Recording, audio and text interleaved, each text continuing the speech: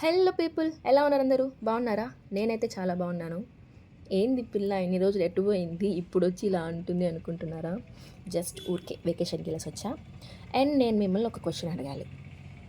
Valentine's day ఎలా celebrate చేసుకున్నారు? Chocolates అందాయా? గిఫ్ట్స్ వచ్చాయా? పోనీ మీరే ప్రజెంట్ చేశారా?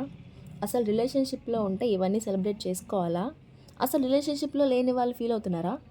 మావా, be the reason for your smile. మీకోసం టైం తీసుకోండి, షాపింగ్ చేయండి, and something you want to do. But రిలేషన్షిప్లో ఉన్నవాళ్ళు, I have to ask you a question. Are you really happy with the person whom you have, or else forcefully మీరు ఆ పర్సన్తో ఉంటున్నారా? ఒకసారి క్రాస్ చెక్ చేసుకోండి. If you are in a relationship with someone, the love will be shown in actions, right? అలా లేకపోతే why are you in that? అసలు గిఫ్ట్సే లేకుండా, కనీసం మీ గురించి ఆలోచించకుండా, ఈవెన్ ప్లాన్ కూడా చేయకుండా మీకై మీరే అడిగినా నేనే పెద్ద గిఫ్ట్ అంటున్నారా? అంటే bro, you are in a wrong relationship. Love అంటే గిఫ్ట్సేనా అంటారేమో, కాదు. కానీ ఆల్సో ఏ కేరింగ్. తనకి ఇది ఇష్టం, ఇది ఇవ్వాలి, ఇది తనకు నచ్చింది, నేను తనకు కొనివ్వాలి అన్న థాట్ వస్తేనే he or she had a caring about you. ఇలా లేకుండా ఉన్నారు అంటే bro, leave her or him. They deserve better than you.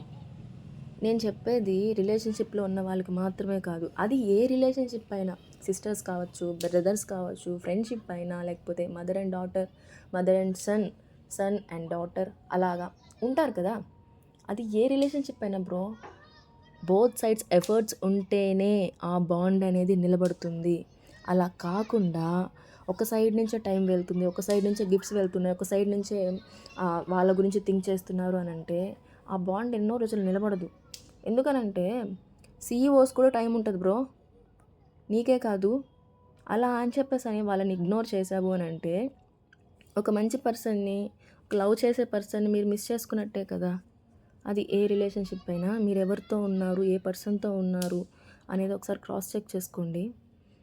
మంచిగా ఉండండి, ఓకేనా? ఏది ఆలోచించకుండా మంచిగా తినండి, మంచిగా ఉండండి. ఇప్పుడు ఒక టాక్సిక్ రిలేషన్షిప్లో ఉండి జుట్టుడిపోయి దాని గురించి ఆలోచించి మనకి టెన్షన్స్, హెడ్ఏక్స్ ఇవన్నీ అవసరమా బ్రో మనకి? చెప్పండి. మంచిగా తినండి, మంచిగా ఉండండి. నేను కూడా అలానే తింటున్నా, మంచిగా చికెన్ చేసుకున్నా, మంచిగా తింటున్నా. మీకేమి, మీరు కూడా అట్లానే ఉండండి, ఓకేనా? ఏది ఆలోచించకుండా. ఉన్నది ఒకటే లైఫ్.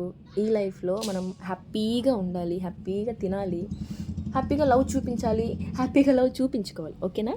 Bye bye.